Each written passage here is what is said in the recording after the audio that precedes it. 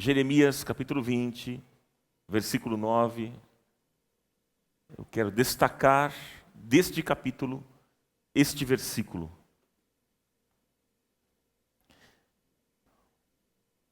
O profeta Jeremias, ele disse: mas se eu digo, não o mencionarei, nem mais falarei em seu nome, é como se um fogo ardesse em meu coração, um fogo dentro de mim. Estou exausto tentando contê-lo, já não posso mais. Eu quero ler mais uma vez as palavras do profeta. Mas se eu digo, não o mencionarei, nem mais falarei em seu nome, é como se um fogo ardesse em meu coração, um fogo dentro de mim. Estou exausto tentando contê-lo, já não posso mais. Que o Espírito Santo de Deus nos abençoe. Amém? Queridos, lendo esse versículo, nós vemos que nos falta o fogo que arde no coração. Qual é a ideia de fogo na Bíblia? Qual é? Bom, gente, eu quero destacar sobre esta ideia do fogo. Fogo na Bíblia representa intensidade. É uma paixão forte. Fogo fala de algo transformador, poderoso e que transforma a igreja. Quando os discípulos estavam reunidos em Atos, no capítulo 2, o Espírito Santo, diz o texto, desceu sobre eles como línguas de fogo e eles começaram a pregar. Eles não poderiam pregar sem aquele fogo no coração. Quando Jesus falou aos 2 discípulos no caminho de Emaús, eles sentiram o fogo ardendo no coração. E, meus queridos, é este fogo que nós precisamos. É este fogo que esta comunidade precisa. Se você concorda, diga um amém bem forte. Amém? É este fogo que nós precisamos. Porque hoje em dia há um fogo estranho. É um fogo apenas do barulho, do agito, do show, do espetáculo, do movimento, do grito, mas sem poder, nem eficácia. Gente, nós aqui não estamos falando daquele fogo, da emoção na igreja no meio do louvor. Não é isso, nem daquele fogo da motivação produzida por sentimentos humanos. Mas o que eu me refiro é um fogo interior, apaixonado, que faz arder o coração, que nos impulsiona nas ruas, nas casas, nas universidades, nas escolas, nos shoppings, nas empresas, enfim, onde estivermos. Um fogo que nos leva a profetizar e a falar de Jesus com todas as pessoas do nosso relacionamento. É deste fogo que eu me refiro. Agora, gente, o problema de muitos crentes é que eles não têm tido experiências com Deus. E por isso eles não têm o que falar dele. Não há experiência com o Senhor, não há o que falar. Não é verdade? Mas a minha oração é para que este fogo, o fogo da palavra, o fogo do Espírito, este fogo santo de Deus recaia sobre a nossa vida, sobre a nossa casa, sobre a igreja, em nome de Jesus, porque nós queremos ser incendiados pelo fogo santo de Deus. Ah, como eu desejo isso, e esta tem sido a minha oração, e eu tenho certeza de que também tem sido a sua oração. Nós queremos ser incendiados pelo fogo santo de Deus, porque nós queremos viver em chamas para Deus. Amém? Agora, meus amigos queridos, eu queria falar com vocês, diante daqui do texto que temos, 3 momentos na história de Jeremias. 3 momentos. Já destaco o primeiro momento, que fala sobre o chamado de Deus. No capítulo 1, e você não precisa abrir, Deus chamou Jeremias e disse o seguinte, lá no versículo 5. Eu vou ler.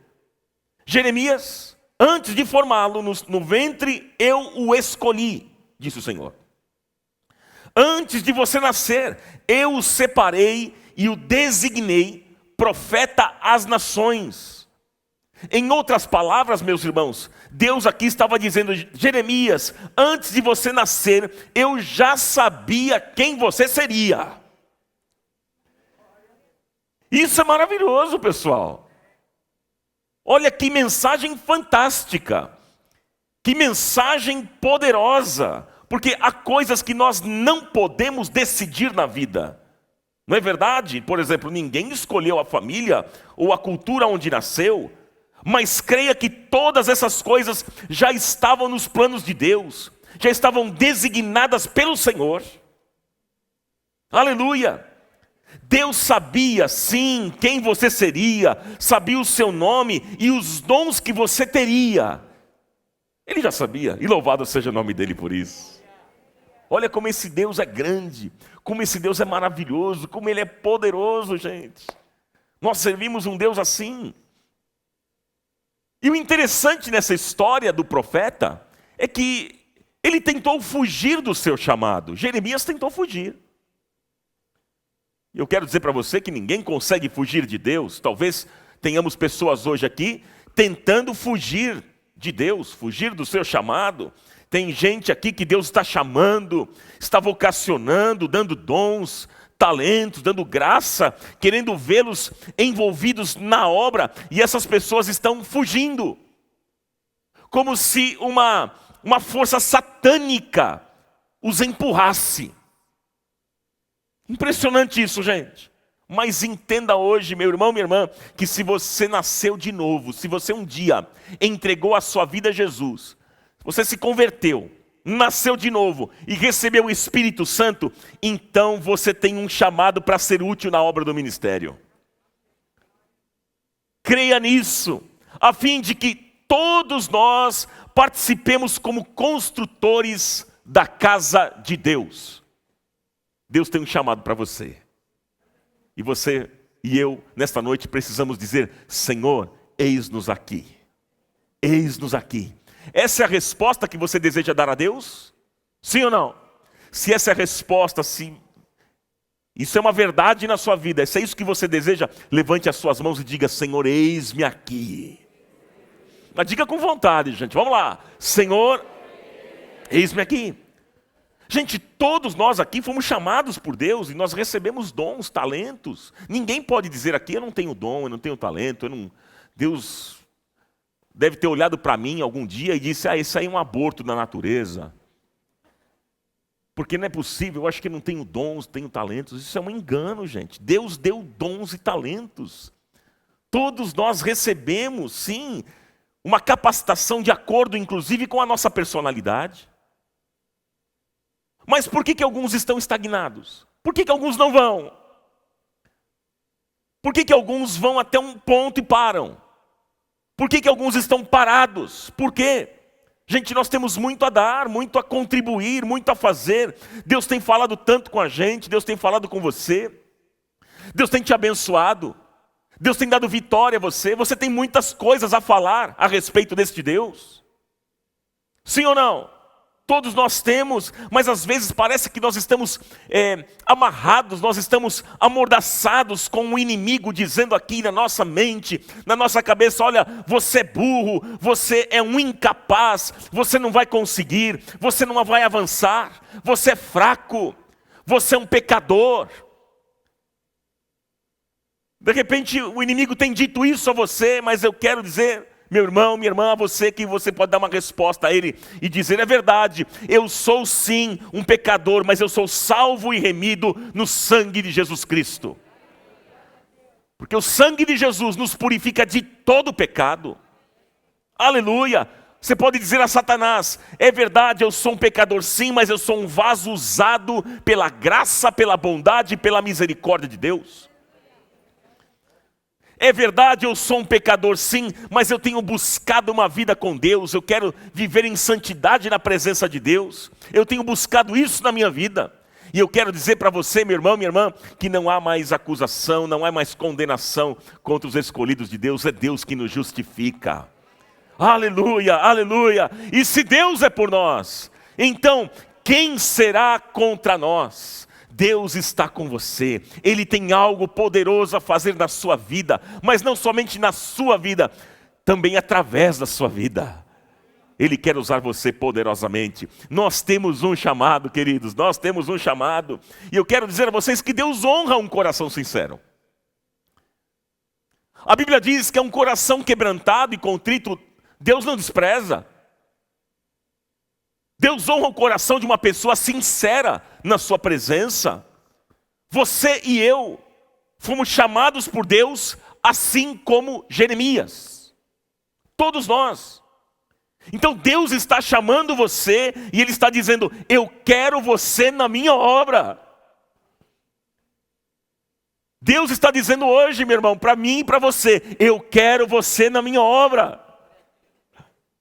Ah, querido, se você é jovem ou idoso, não importa se você está vivo, se você está respirando, se você ainda está sendo abençoado por Deus, é porque Ele tem um ministério poderoso para você e Ele quer te usar.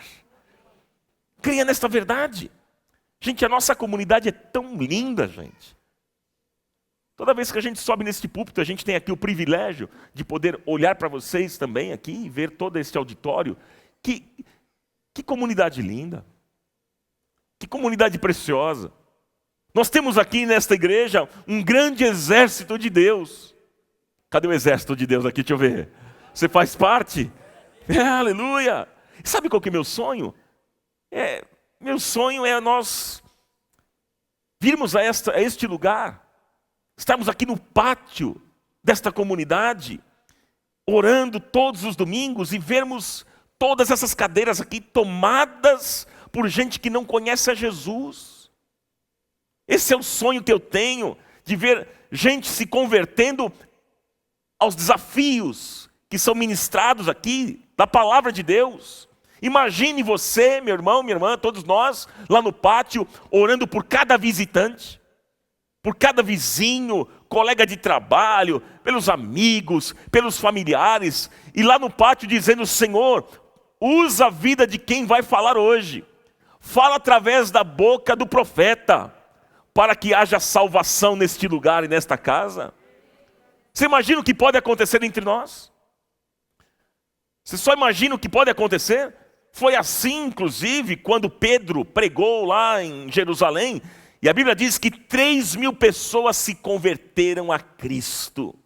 E eu creio que isso aconteceu no passado, é verdade, mas eu também creio que isso pode acontecer nos dias de hoje. Deus pode se manifestar poderosamente, e muitas pessoas irão se render aos pés do Senhor e declarar que só o Senhor é Deus. Louvado seja o nome dEle. Eu creio nisso, e você? Eu creio nisso. Mas a minha oração é para que muitas pessoas entreguem a sua vida a Jesus e experimentem a sua graça regeneradora. Ah, que desejo eu tenho de ver isso acontecendo na nossa comunidade, gente.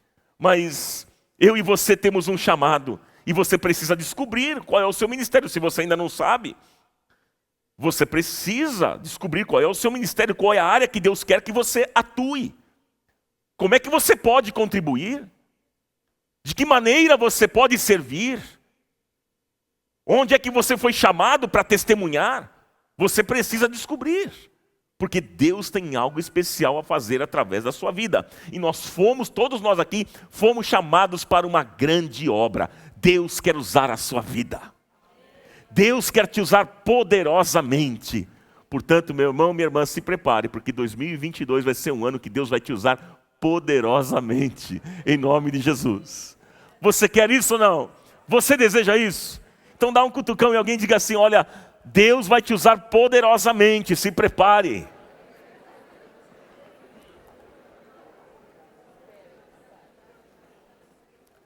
Agora, gente, veja só, tudo muito bom. Tudo muito bom até aqui. Mas o segundo momento que eu queria destacar aqui com vocês, o segundo momento, eu quero dizer para vocês que o trabalho de Deus é difícil.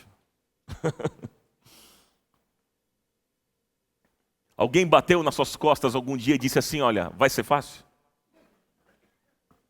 Não.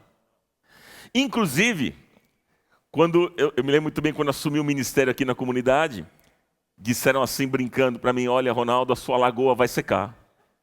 Eu falei: meu Deus do céu. Mas é nesse sentido, porque o trabalho de Deus é difícil, gente. É difícil. O trabalho de Jeremias era muito difícil. Porque, veja só, ele profetizava palavras duras e de juízo por causa da desobediência de Israel. Jeremias dizia que se o povo não se arrependesse, eles se tornariam escravos da Babilônia.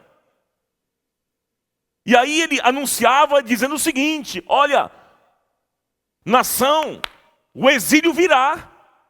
Você imagina só ele diante do povo, da sua própria nação, e dizer isso: olha, o exílio virá. Nós temos desagradado a Deus, nós temos cometido pecados, tantos pecados. Deus não tem se agradado destas coisas que fazemos, e por isso nós seremos escravizados pela Babilônia. Esse era o tom da profecia do profeta. Era de juízo, profecia dura, e ele chorava nas esquinas. E ele olhava para o povo e dizia: voltem para Deus, porque Deus ama vocês.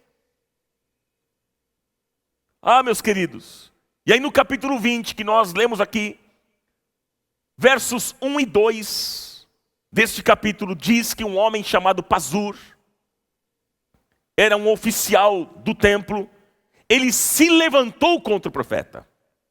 Veja, um homem que era oficial do templo, ele se levanta contra o profeta. Ao invés dele se humilhar na presença de Deus, confessar o seu pecado e o pecado do seu povo, ele resolveu se levantar contra o profeta. E o que este homem Pazur fez? Ele deu ordens para prenderem Jeremias no tronco e o espancarem. Ele queria com isso, claro, intimidar o profeta, e como se ele estivesse dizendo o seguinte para aquele profeta: olha, você não pode falar contra este povo, eu não aceito a sua profecia. Essa era a mensagem. Cala a boca, Jeremias. Não se levante para falar mais, porque eu não aceito a sua profecia. Ele queria intimidar. E no verso 10, olha só, no verso 10 desse capítulo, diz que alguns do povo torciam pela queda de Jeremias. Alguns do povo torciam pela queda do profeta. Parece que não mudou isso não, né, não, gente? Que como tem gente dentro da igreja que torce pela queda dos líderes. Tem, é verdade, querida. Sabia disso? Você que está chegando agora, fique sabendo. Tem gente que não vê a hora. Eu quero ver qual vai ser o erro do pastor Ronaldo. Quero ver o que o Tadeu vai falar de errado. Pastor Fábio, pastor César, como é que eles vão coordenar o ministério? Eu quero ver eles pisando na bola. Senhor, por favor, que isso aconteça em nome de Jesus. Tem gente que faz uma macumbinha gospel, né? Tem gente que gosta desse tipo de oração. É verdade, gente. Eu até contei hoje pela manhã aqui, um irmão uma vez chegou no final de uma reunião, um culto nosso, e ele pediu oração. Ele disse: pastor, por favor, você pode orar por mim? Eu falei: claro. Qual é o motivo pelo que eu posso orar por você? Ele disse: não, é o seguinte, eu conheci uma garota na minha adolescência, namorei com ela há tantos anos, e depois nós nos separamos, ficamos distantes, e aí ela se casou, né? E enfim. E aí eu descobri que ela está morando na mesma rua que eu moro hoje. Faz tempo que eu não encontrava e, puxa vida, eu a vi e eu fiquei pensando que eu poderia tê-la comigo outra vez. E eu queria que o Senhor orasse por mim, para que o Senhor tirasse o marido dela, para que eu pudesse me casar com ela. Eu falei, meu irmão querido, você está em lugar errado, aqui a gente não faz macumba não. Você está em lugar errado. Eu sabia dessa, Edson. Jesus. Pois é triste, mas é uma realidade. Então tem gente que torce contra. E é o que estava acontecendo aqui com o profeta, diz o texto, depois leia. O capítulo todo, o capítulo 20. Gente no meio do povo ali torcendo pela queda de Jeremias, para que a sua profecia não se cumprisse. E aí, diz o texto, que Pazur, ele manda soltar Jeremias. Vamos soltar. Sabe o que aconteceu, gente? Sabe o que aconteceu? Quem quer saber? Curioso. Lê a Bíblia. Sabe o que aconteceu? Depois de Jeremias ter sido espancado e passado a noite inteira preso, a Bíblia diz que Jeremias não se calou. Ele continuou falando, ele continuou pregando. Olha, gente, eu fico impressionado com a determinação deste profeta. Que determinação, gente. Que fogo que esse profeta tinha. Que paixão que ele tinha. E aí quando a gente olha para essa história, a gente vê como é difícil, gente. Como é difícil trabalhar para Deus. É difícil. Qualquer um aqui nessa comunidade que está envolvido em alguma área no serviço, pode dizer a mesma coisa que eu. Não é fácil trabalhar para Deus. Não é fácil. Qualquer um que está envolvido na recepção, na equipe de serviço, no Celebrando a Recuperação, na nossa fundação, né? Enfim, nos pequenos grupos, nas células, liderando gente, pastoreando as pessoas, no trabalho com as crianças, aqui no Comuna Kids, trabalho com famílias, com o pastor Tadeu, trabalho com homens, com o Carlos, trabalho com os juniores adolescentes, com o pastor César, o trabalho com os ministérios, o pastor Fábio, enfim, gente, todos aqueles que estão envolvidos no ministério de música. Não é fácil, gente, é difícil servir a Deus. Vocês veem a gente aqui bonitinho, dando risada, contando umas piadinhas de vez em quando, mas às vezes vocês não sabem, não têm noção, alguns não sabem, e não têm noção de como é difícil. Se não for a graça de Deus na nossa vida, se não for convicção de chamado, a gente não estaria aqui.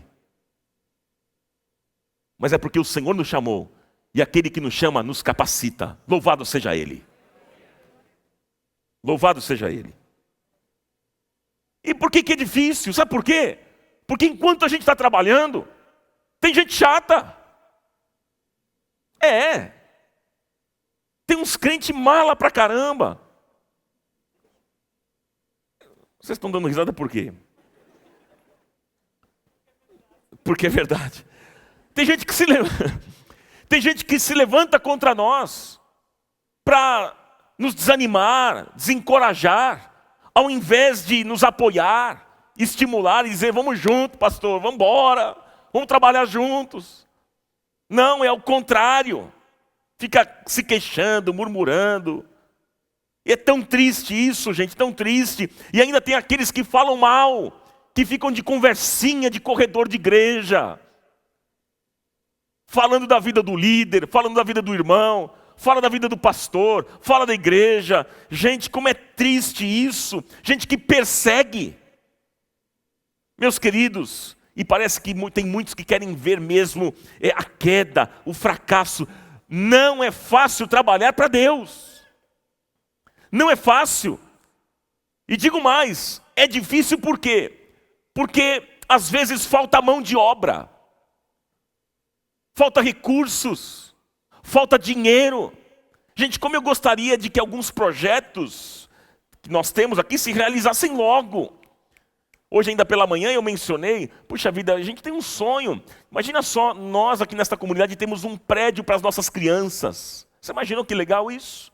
Um prédio, a gente levantar um prédio para os nossos filhos, serem cuidados lá, aprenderem da palavra de Deus, um espaço para eles, tão bacana. E outros projetos mais, tantas coisas que nós gostaríamos de realizar nessa comunidade, mas eu digo para você que a luta espiritual é grande. É luta atrás de luta na questão, às vezes, de doações, de ofertas, de dízimos. É difícil, gente, é uma luta expandir o reino. Nós estamos, queridos, num mundo absolutamente individualista, e as pessoas só querem saber mesmo é da sua vida e dos seus negócios. Esse é o problema, e isso, infelizmente, tem contaminado os crentes também. É muito triste. Hoje em dia, as pessoas elas vão na igreja por desencargo de consciência, por pura religiosidade. Vão à igreja para bater o ponto espiritual. Vamos bater a um ponto espiritual. É melhor eu ir para não ser cobrado. Porque dade que o pastor fale, me ligue depois, o meu líder mencione meu nome e diz que eu não estou indo na igreja. Então vou bater um ponto espiritual. Ou então para ver, as pessoas vão à igreja, para ver se alguma maldição não pega na vida deles. Aí tem aqueles que vêm na ceia apenas. Só vem culto de ceia para garantir o mês, para garantir a bênção do mês. Gente, olha o entendimento que muitos têm de igreja, de culto a Deus. Que triste isso, gente, é triste. O evangelho, meus irmãos, é muito mais do que frequentar uma igreja. O evangelho é vida, é transformação. O evangelho é compromisso. Posso ouvir um amém? Então, gente, como é difícil ser igreja. Como é difícil preservar a unidade. O relacionamento dos irmãos. Às vezes as pessoas ficam brigando por pouca coisa, por picuinha, gente. Tem gente que vai embora da igreja porque o fulano não olhou, não cumprimentou, não deu tchauzinho. Gente, quanta infantilidade. Tem crente gugu dadá. Por pouca coisa. Então é difícil às vezes a gente preservar a unidade. Olha, meus irmãos, há um número enorme hoje em dia de igrejas divididas. Gente que sai da igreja, divide a igreja, abre outro ministério, chama as pessoas da igreja que frequentava para frequentar. Como é triste isso, e o pior de tudo é a gente ver crente tolo, que vai atrás dessas coisas, crente fraco. Como é triste, gente, não é fácil pastorear uma igreja. Desculpe o desabafo aqui, meus irmãos. Mas é tudo com muito amor e carinho. Para vocês entenderem um pouquinho da visão pastoral. Daquilo que a gente vive. Que não é fácil. E, olha, gente, como se não bastasse a nossa luta do lado de fora. Contra o diabo, contra Satanás. Ainda nós temos luta do lado de dentro. Como é difícil trabalhar. Como é difícil plantar. Como é difícil colher. Como é difícil regar.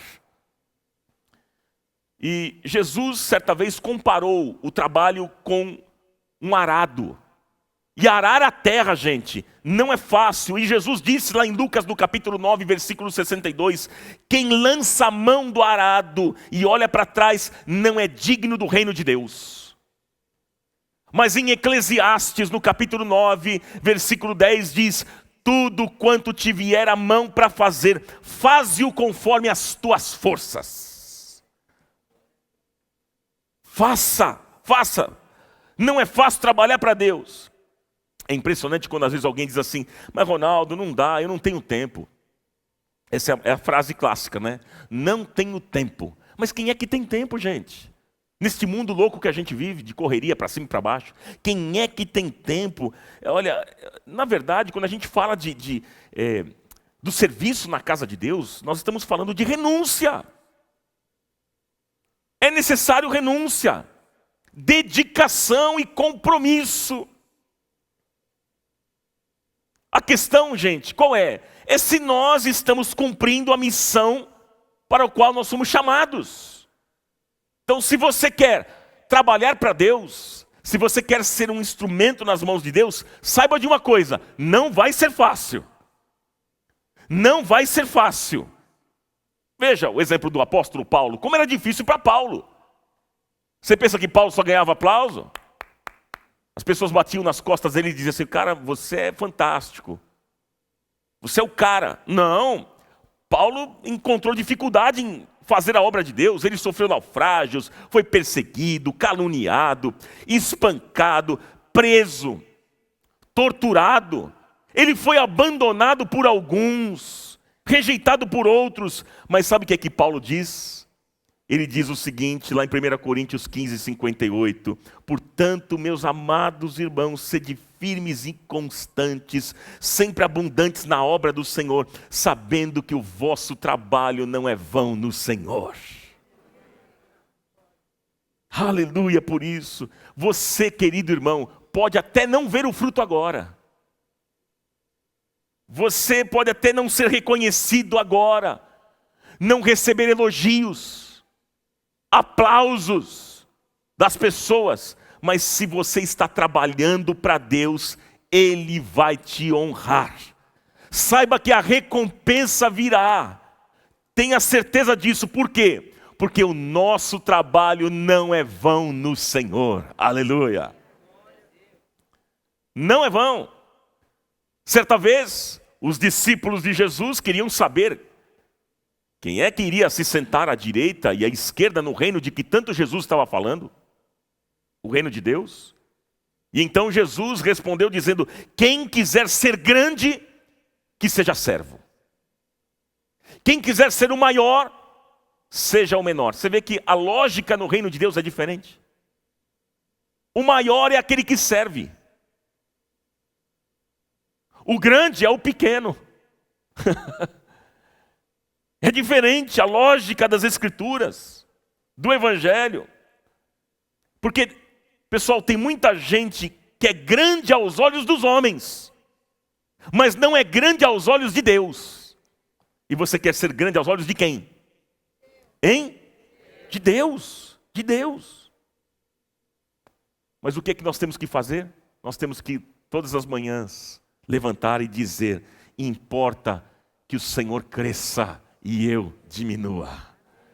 Importa que o Senhor cresça e eu diminua. Tua graça me basta, Pai, e o teu poder se aperfeiçoa na fraqueza. Louvado seja o nome dele. Se nós queremos trabalhar para Deus, nós precisamos saber que não é fácil e nem será nada fácil, mas a recompensa virá do Senhor, porque o nosso trabalho não é vão no Senhor. A recompensa vem dele, a glória vem dele. Louvado seja o nome dele.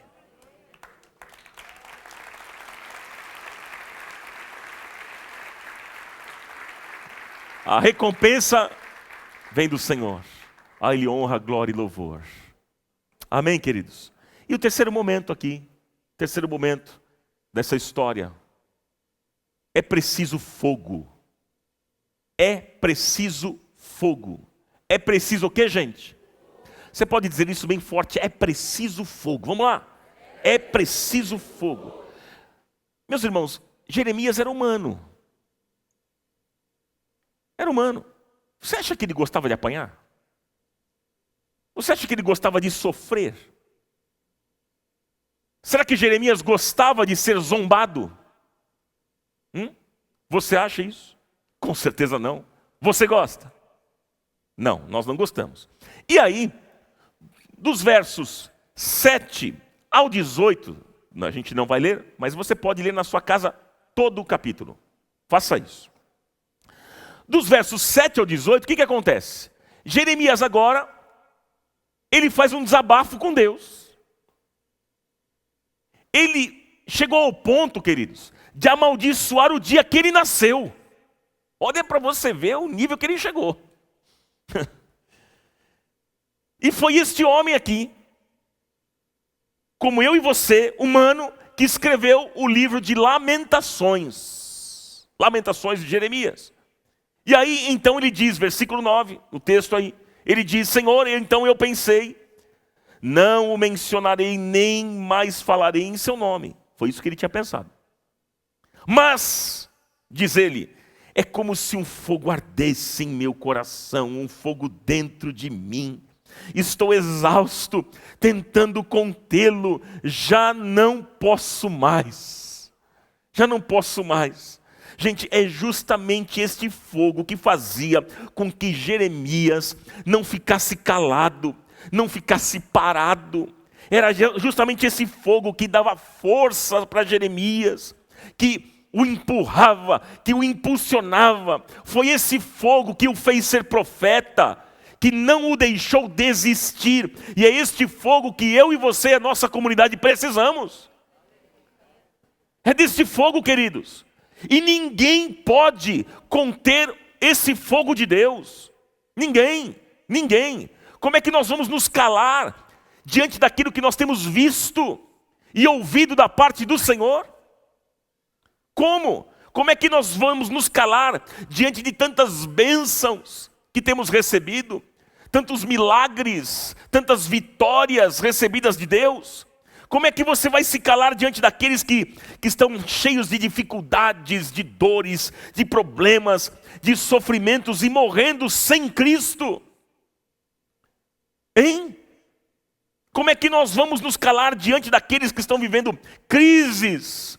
Como hoje o pastor Tadeu mencionou de uma pessoa, crise financeira. Como é que a gente vai ficar quieto sem fazer nada? E só dizer assim para a pessoa, só vou orar por você. Como é que a gente vai se calar diante dessa realidade de gente sofrendo? Pessoas em crises financeiras, familiares, emocionais, com o marido perdido, com a esposa que está afastada, com o filho nas drogas. Como é que nós vamos nos calar? Como, queridos? Gente, o fogo precisa arder no nosso coração. Este fogo aqui do texto precisa arder em nosso coração. E não há dinheiro, recursos humanos, poder, reconhecimento que nos sustentem. Não, queridos. Mas nós só vamos permanecer de pé se esse fogo arder em nosso coração. E digo mais. Não dá para continuar, não dá para avançar, não dá para ser igreja, mas nem mais um dia, se esse fogo não estiver dentro de cada um de nós. Tem que ter esse fogo na gente, pessoal. Você deseja isso? Diga amém. E o que esse fogo faz? O que esse fogo traz? Gente, traz devoção, traz vida com Deus, traz intimidade com o Senhor, traz amor pelas pessoas e pela obra de Deus. É isso que esse fogo traz. Esse fogo vai fazer você entregar tudo o que você tem e o que você é. Você pode ter certeza disso, e aqui não estou me referindo a dinheiro, não é isso não. Estou me referindo a nós mesmos, porque, gente, quem não doou o coração não consegue doar mais nada. O problema não é o dinheiro, o problema é o coração. A pessoa tem dificuldade em contribuir porque ela não doou o coração. Aí está, então ela arruma qualquer desculpa para não doar. Seja o que for, o tempo para Deus, um recurso, os dons, os talentos, colocar à disposição do Senhor. Por quê? Porque não doou o coração. E quem não doa o coração não vai doar mais nada. Não consegue doar absolutamente nada. Então, gente, é este fogo que a gente precisa. Que é um fogo que vai purificar a nossa vida. É um fogo que vai trazer santidade à nossa comunidade. Este fogo vai nos tornar vasos limpos e íntegros para a glória de Deus. Vai trazer santidade a esta igreja. Ah, gente, como eu quero este fogo. Eu quero, e você? Por isso é que nós precisamos clamar. Por isso que a gente precisa orar mais. Precisamos clamar a Deus para que este fogo nos purifique, nos lapide, nos aperfeiçoe, nos abençoe e nos dê autoridade diante do mundo. Oh, meus irmãos, é este fogo que vai nos fazer arder nesta vida, e nós então iremos viver em chamas para Deus. Esse é o desejo do meu coração. Tem uma história muito interessante, uma história de uma mulher riquíssima. Uma mulher riquíssima, que ela abriu mão de tudo. Ela abriu mão dos seus bens, e ela foi trabalhar no lixão da cidade lá do Cairo, no Egito. E certo dia, alguém se aproximou dela e perguntou para ela: como é que você, mulher tão rica, tão fina, tão bonita, tão educada, tão inteligente, preparada intelectualmente, foi parar no lixão do Cairo? Como assim? Como assim, mulher? A senhora perdeu a sua elegância. Perdeu a sua elegância. E aquela mulher então respondeu dizendo: olha, eu agora tenho a coisa mais nobre e elegante: o amor. É o amor. Gente, elegância não é se vestir bem. Elegância não é falar bonito. Elegância não é se sentar bem a uma mesa. Não, não é isso. Elegância é amar. Isso é elegância. Elegância é dar a mão a quem está precisando. Elegância é ter misericórdia do caído. Elegância é escutar o grito do necessitado. Elegância é levar esperança àqueles que mais sofrem. E este fogo tem que arder em nós, irmãos.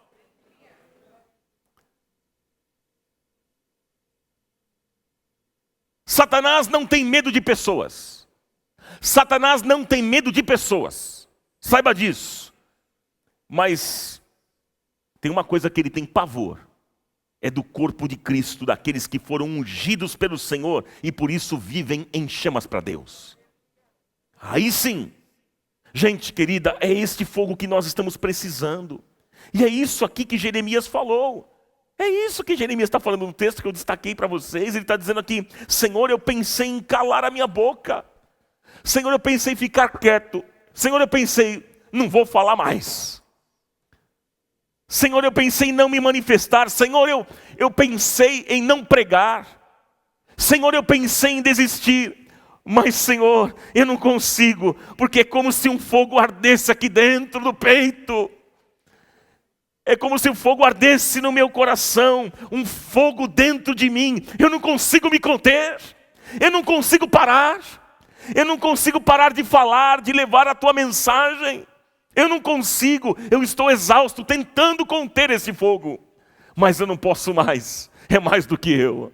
É o fogo santo de Deus, que vai se manifestar na vida desta comunidade para a honra e glória do Senhor.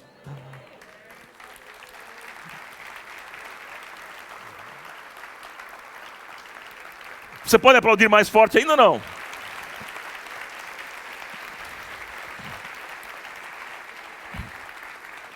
Gente, é por isso que nós continuamos. É por isso que a gente continua.